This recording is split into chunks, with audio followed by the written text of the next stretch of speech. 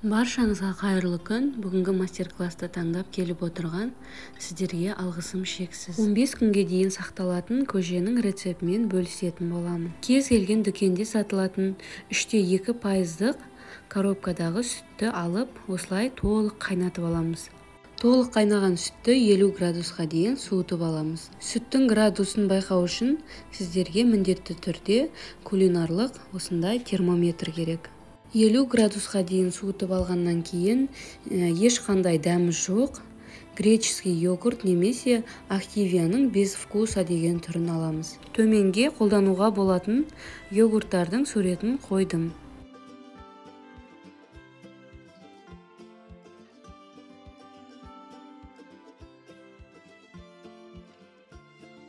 Елу градусқа дейін толық суыған сүтімізде осындай греческий без вкуса немесе активияның без вкуса түрін қолданамыз. 28 грамм, яғни 2 қасық саламыз.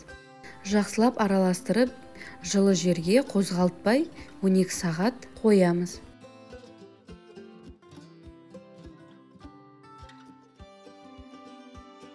Көріп тұрғандарыңыздай осылай сыртын жақсылап орап, еш қозғалтпастан 8 сағат қоямыз жылы жерге. Ал енді дайын болған қатығымыздан 250 грамм бөліп аламыз. 250 грамм бөліп алған қатығымызды холодильникке бетін жауып қоямыз. Ал қалған бөлігін шыт немесе марлыға орап, сүзбені іліп қоямыз. Видеоны соңына дейін көріңіздер, барлығы түсінікті етіп көрсетілген. Мен өзім осындай шыт матаны қолданамын. Барлық қатығымызды толықтай құйып болғаннан кейін осылай орап, видеодағыдай іліп қоямыз. Ораған матамыздан қатығымыздың аппақ бөлігі ақпау керек, тек қана сары су ағу керек. Сол жеріне аса қатты мән беріңіздер. Осылай жақсылап орап аламыз. Көріп тұрғандарыңыздай сары суы ағып жатыр.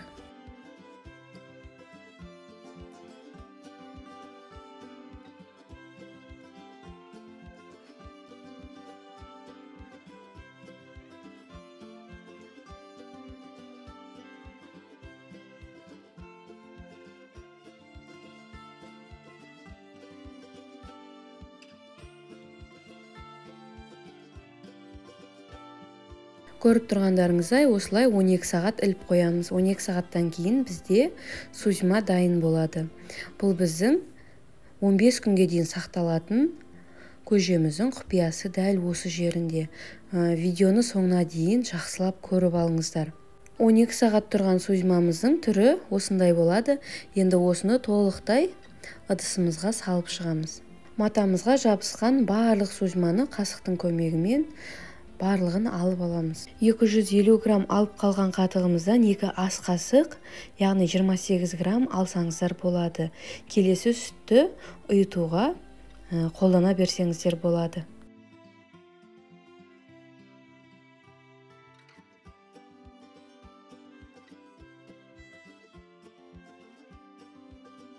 Сузима мен қатығымызды жақсылап араластырып аламыз. Ешқандай түйіршік болмау керек. Бір келкі етіп, венчиктің көмегімен жақсылап езіп аламыз. Бір келкі масса болғанша араластыра береміз. 300 грамм бидай мен 300 грамм жүгерімізді жақсылап жуып бір ыдысқа саламыз. Үстіне 3,5 литр су құйып, бір рет қатты отқа қайнатып аламыз. Одан кейін өте баяу отта бетін жауып 3 сағат бұқтырып қайнатамыз. Сонда жүгеріміз толығымен піседі. Пісіріп, суытып болғаннан кейін үстіне дайындаған осы қатығымызды құямыз. Ал енді үстіне ыстық су емес, алдын ала қайнатылған 4 литр суымызды әбден суытып болғаннан кейін көжеміздің үстіне құйып шығамыз.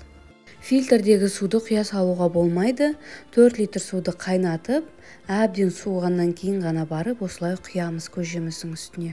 Дәл осы көжеміздің үстіне 40 грамм тұз жеткілікті. Одан артық салудың керегі жоқ деп ойлаймын.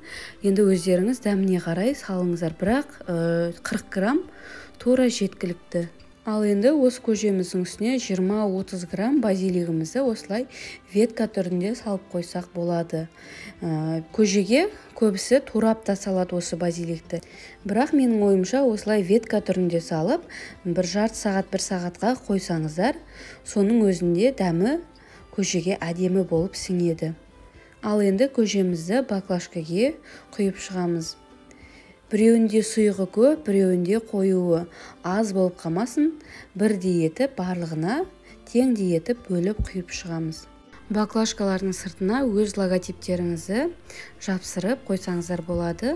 Көжені әркім өзінің қалаған атауымен сыртына логотипін жазып, инстаграмыңызды немесе номеріңізді қалдырып қойсаңыздар, көжеңіз ұнаған адам келесі жолы тағы да сізге заказ береді деген ойдамын.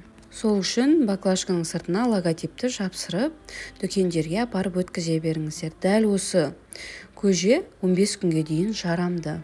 Әрине, холодильникте сақтау керек.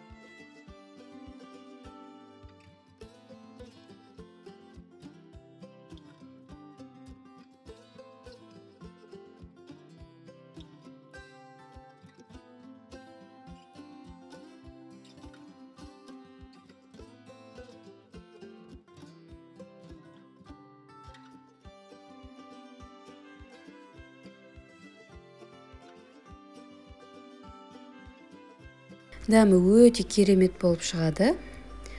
Үйде жасап көріңіздер. Осы мастер-класс сіздерге қайырлы білім болсын. Өз кәсіптеріңізді қорықпай бастап кетіңіздер. Сіздерге тек қана сәттілік.